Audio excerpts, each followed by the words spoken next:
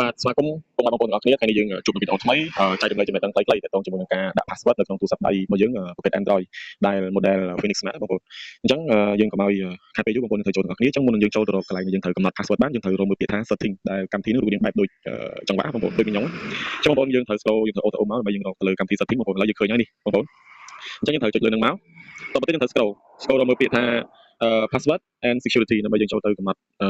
ដាក់ password ទូរស័ព្ទដៃបានដើម្បីយើងការពារកុំឲ្យវារាលទីពីរកុំឲ្យយើងត្រូវ lock ដើម្បីវាជាការ security មួយដើម្បីថាវាជាផ្នែកមួយនៃសុវត្ថិភាពក្នុងទូរស័ព្ទដៃរបស់យើងផងដែរអូខេអញ្ចឹងយើងត្រូវយើងឃើញ password and security ហើយយើងត្រូវចុចលើនឹងមកបងប្អូនអញ្ចឹងនៅក្នុងនេះយើងមាន3ផ្សេងគ្នាអញ្ចឹងទី1 lock screen password អញ្ចឹង lock screen password ហ្នឹងគឺទាក់ទងមួយនឹងការយើងចាក់សោជាមួយនឹងលេខឬក៏ឈ្មោះជាដើមបងប្អូនហើយទី2គឺ fingerprint នេះទាក់ទងមួយនឹងការយើង scan មេដៃអាចបានន័យថាយើងអាច lock password លើទី1ហើយយើងអាច lock password scan មេដៃទី2ទៀតក៏បានដែរឬក៏យើង scan ដល់ទី3ក៏បានដែរប៉ុន្តែបើយើងចង់ scan ផ្សេងទៀតក៏បានដែរបងប្អូនខុសពីចេះអញ្ចឹងទី2គឺ fingerprint ទាក់ទងមួយនឹងការយើងដាក់ password បែប scan លាបដៃទី3 face unlock អញ្ចឹង face unlock ហ្នឹងគឺរបៀបក្នុងការយើងដាក់ password បែប scan ទៅលើមុខ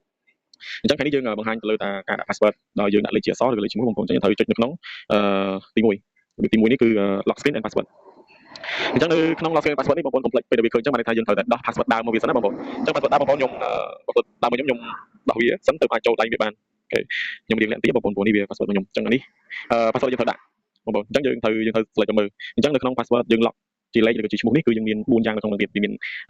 ណាន់នេះគឺវាអត់មានជាប់ទេបងប្អូនអញ្ចឹងវាមាន slide to lock to unlock ឬក៏ pattern ឬក៏ numeric password ហើយនឹងខាងក្រោមនោះគឺ alphanumeric password អញ្ចឹងជាទូទៅតាមបងប្អូនឆ្លាញ់ទេបងប្អូនបើដូចជាបងប្អូនឆ្លាញ់ឥឡូវនេះបងប្អូនចុចឥឡូវនេះទៅបើសិនជាបងប្អូនឆ្លាញ់ប្រភេទបែបអូសនេះយើងចុចអូសទៅតែបើដូចខ្ញុំចេះខ្ញុំពីចឹងពីខ្ញុំប្រើនេះបងប្អូនអញ្ចឹងឥឡូវខ្ញុំឆ្លាញ់មួយនឹងអញ្ចឹងយើងវាឲ្យយើងដាក់ចាប់ពី4អក្សររហូតដល់16អក្សរអញ្ចឹងខ្ញុំអត់ប្រើអីញ៉ៃៗទេខ្ញុំប្រើតែ4អក្សរទេបងប្អូនអញ្ចឹងយើងអាចឆ្លាញ់លេខណាក៏បានបងប្អូនតែខ្ញុំដាក់លេខឧទាហរណ៍ដាក់លេខ4តុងអញ្ចឹងខ្ញុំប្រើពីលេខ1លេខ2លេខ3លេខ4អញ្ចឹងខ្ញុំត្រូវចុច next ហើយចុចម្ដងទៀតបងប្អូនលេខ1លេខ2លេខ3លេខ4ហើយចុច next អូខេអញ្ចឹង password របស់យើងគឺវាបាន set ហើយបងប្អូនអញ្ចឹងអានេះខ្ញុំដោយសារខ្ញុំ screen ជាវីដេអូពេលណាខ្ញុំចុចដាច់ទៅវាធ្វើឲ្យដាច់អញ្ចឹងបងប្អូនអញ្ចឹងរបៀបក្នុងការដាក់ password គឺយើងមានតែប៉ុណ្្នឹងបងប្អូនហើយកុំភ្លេចបើសិនជាបងប្អូនពេញចិត្តនៅវីដេអូថ្មីៗរបស់ខ្ញុំកុំភ្លេចជួយ like និង share ទៅលើ channel របស់ខ្ញុំហើយជាមួយនឹងដាក់រូបកណ្ដឹងដើម្បីតាមដានរាល់វីដេអូថ្មីៗជាច្រើនទៀតទៅលើទូរស័ព្ទដៃទៅលើកុំព្យូទ័រផ្សេងៗបងប្អូនអរគុណច្រើន